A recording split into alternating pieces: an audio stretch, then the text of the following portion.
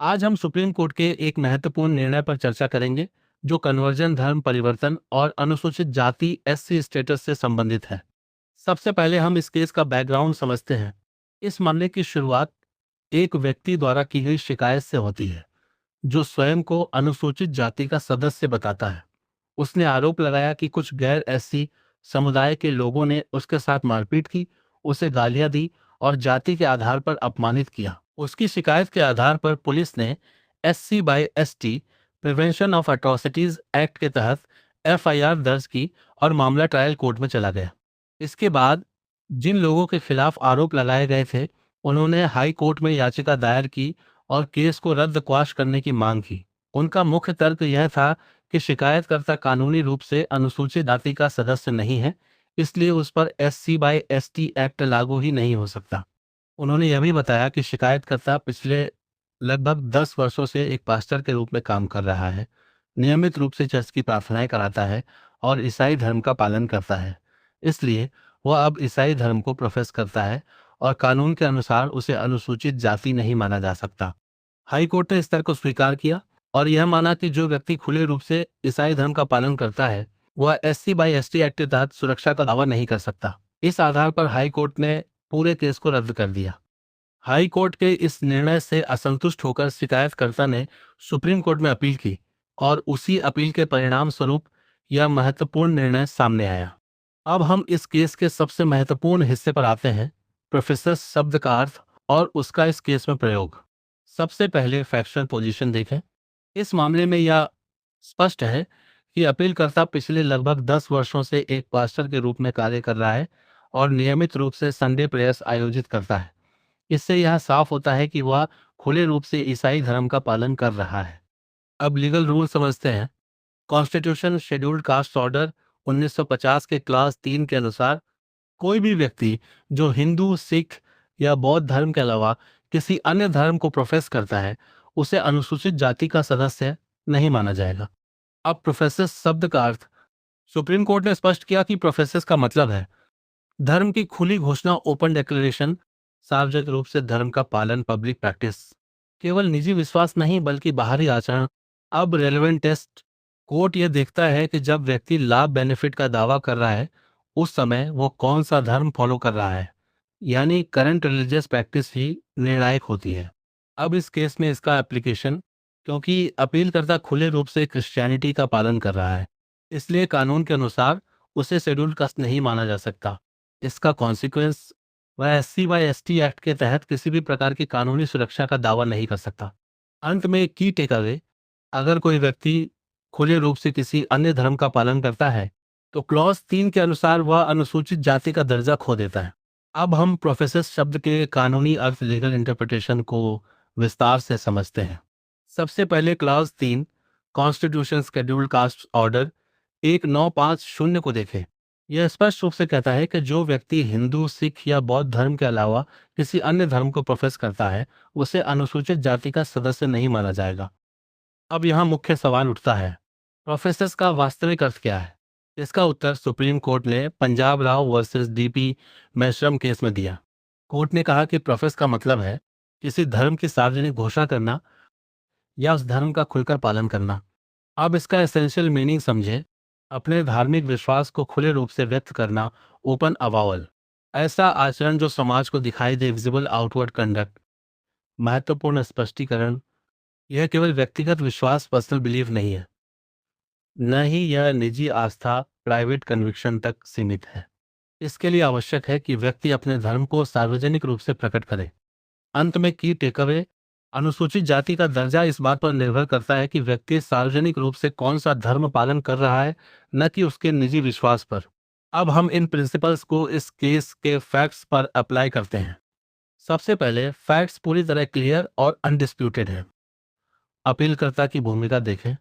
वह पिछले 10 वर्षों से एक पास्टर के रूप में कार्य कर रहा है और पास्टर्स फेलोशिप का ट्रेजर भी है। यह केवल एक सामान्य धार्मिक पहचान नहीं है बल्कि एक संगठित और जिम्मेदारीपूर्ण धार्मिक भूमिका है। अब उसकी रिलीजियस एक्टिविटीज देखें। वह नियमित रूप से संडे प्रेयर मीटिंग्स आयोजित करता है, प्रीचिंग करता है और रिलीजियस सर्विसेज को लीड करता है। वह क्रिश्चियन कांग्रेगेशन की सेवा कर रहा है। अब इस रोल की नेचर समझें। पास्टर एक धार्मिक नेता होता है जिसका काम क्रिश्चियन डॉक्ट्रिन के अनुसार प्रीचिंग करना और धार्मिक कर्तव्यों का पालन करना होता है।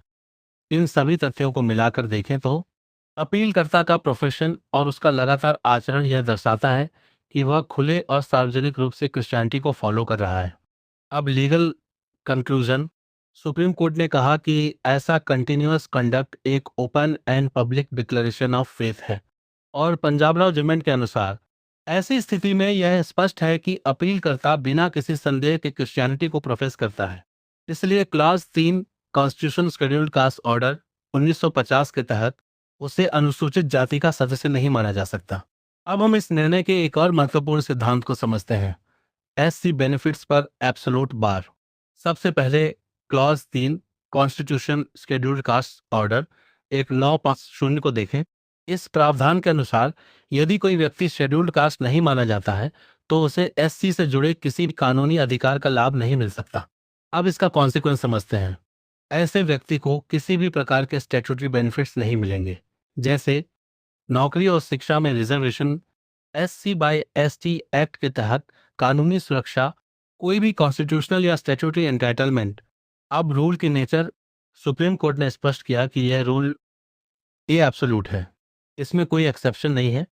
अर्थात जैसे ही कोई व्यक्ति क्लास 3 के कारण एससी नहीं माना जाता, वैसे ही उससे जुड़े सभी कानूनी लाभ तुरंत समाप्त हो जाते हैं।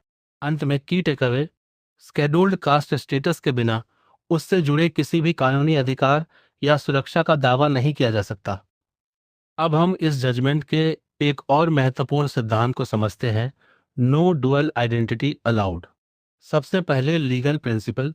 कोर्ट ने स्पष्ट कहा कि कोई व्यक्ति एक साथ किसी अन्य धर्म का पालन नहीं कर सकता और साथ ही शेड्यूल्ड कास्ट स्टेटस का दावा भी नहीं कर सकता।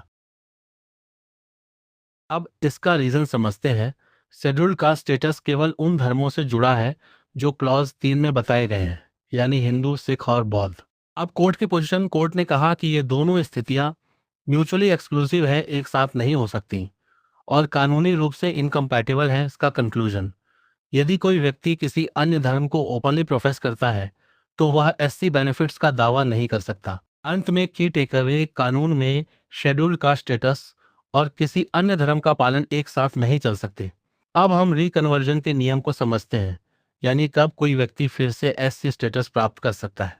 सबसे पहले ये नियम तब लागू होता है जब कोई व्यक्ति किसी अन्य धर्म से वापस हिंदू, सिख या बौद्ध धर्म में आता है। अब कोर्ट ने 3 अनिवार्य शर्तें तय की हैं और ये तीनों पूरी होना जरूरी है। पहली शर्त, ओरिजिनल कास्ट प्रूफ। व्यक्ति को यह साबित करना होगा कि वह मूल रूप से एक नोटिफाइड शेड्यूल्ड कास्ट से ही था। दूसरी शर्त, जेन्युइन रिकन्वर्जन।